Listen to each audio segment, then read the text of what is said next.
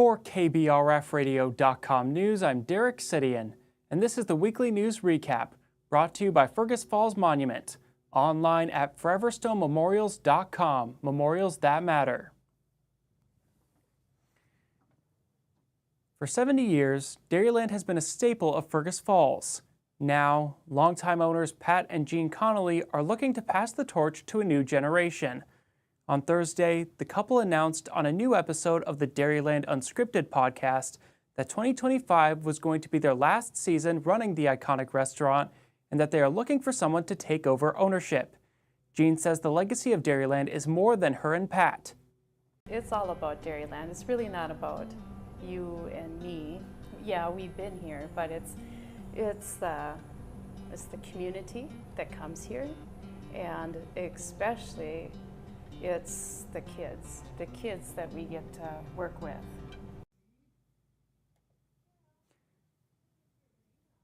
Pat and Jean say that while the business continues to grow and succeed, it's time for them to step away for their own health and well-being. The pair are very grateful for the life they've built in Fergus Falls. Very, very grateful and humbled to be able to be a part of Dairyland and the community, and we're ready. Two people are injured following a crash on Highway 9 in Wilkin County, southwest of Barnesville, Sunday afternoon. State troopers say an SUV driven by a 16-year-old female from Kindred was heading west on County Road 30, and a pickup driven by 33-year-old Justin Affield of Kent was heading south on Highway 9 when the two vehicles collided. Both drivers received non-life-threatening injuries, and the teen was taken to Essentia Health in Fargo for treatment. Troopers say the road was wet at the time of the accident. The Minnesota Pollution Control Agency has put a pause on increased air and water permit fees after backlash from agriculture groups and state leaders. MPCA Interim Assistant Communications Director Dan Reuter shared a statement on Tuesday morning announcing that, after receiving feedback from industry leaders, the agency would pause all fee increases and hold sessions to hear additional feedback and plan next steps. On Thursday of last week, ag groups received an email from the MPCA stating that the agency would be increasing application fees for air and water permits by 48% and 56%, and that the increase would go into effect on August 1st. The Minnesota Corn Growers Association said that for a general feedlot permit that is needed for livestock operations, the application fee increased from $620 to $970. Following the MPCA's announcement of the pause, State Representative Jeff Backer released a statement. Quote, "I appreciate that the agency took the farmers and ag industry feedback seriously after many were caught off guard by the sudden fee increases.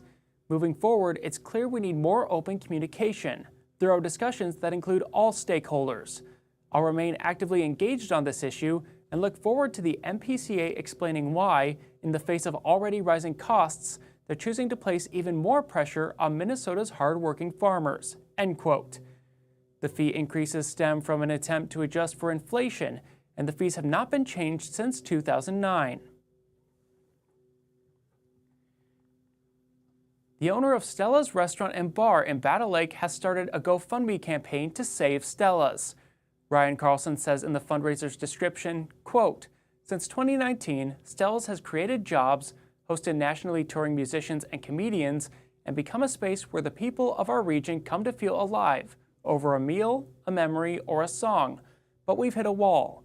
Despite strong sales and a beloved brand, the fire in 2019, the pandemic, and delayed government relief forced us into survival mode. We relied on predatory financing to stay afloat, and now the business is constrained, not by a lack of potential, but by debt and structural barriers." End quote. Last year, Stella's opened a second location. Otter Tail County celebrated the completion of the Heart of the Lakes Regional Trail System with a ribbon-cutting ceremony for the newly opened Maplewood segment, marking the final piece of a project to create a 32-mile trail connecting Pelican Rapids and Perham through Maplewood State Park.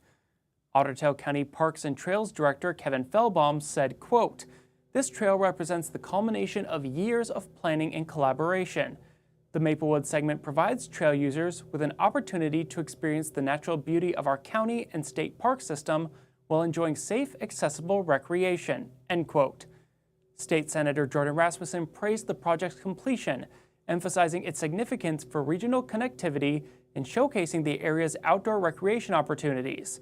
Quote, "The Heart of the Lakes Regional Trail exemplifies what we can accomplish when we invest in Minnesota's outdoor infrastructure. This trail system will serve generations of Minnesotans and visitors, providing economic benefits to our communities while preserving access to our natural resources. Thank you to the local leaders, community members, and partners who helped bring this vision to life," end quote. The Heart of the Lakes Regional Trail is open to the public for walking, biking, and other non-motorized recreational activities. The Public Art Commission of Fergus Falls is seeking applicants for the 2026 Sculpture Walk. The Public Art Commission will select artwork based on conceptual strength, originality, and workmanship.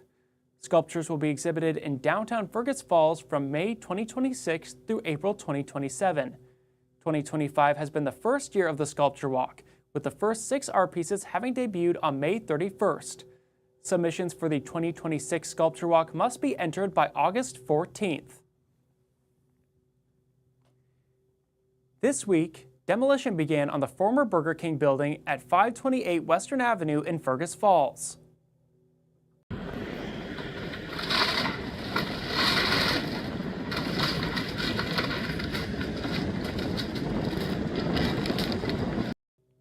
The former fast food restaurant has been vacant for nearly 5 years, and many residents have been waiting to see a new business take that location. According to documents for a property variance submitted to the Fergus Falls City Council, the plan is for 2 businesses to move in once construction of a new building is complete. The first will be a restaurant on the west side of the building, described in the documents as a fast casual restaurant. The east side of the building is said to be used for a future coffee shop. Earlier this year, job openings could be seen for a Wendy's at that address. However, the company appears to have backed out of using that location, allowing these other businesses to step in. The identity of the businesses moving in next to the American are not public at this time. This has been the Weekly News Recap, brought to you by Fergus Falls Monument, online at foreverstonmemorials.com, memorials that matter. For KBRFradio.com News, I'm Derek Sidian.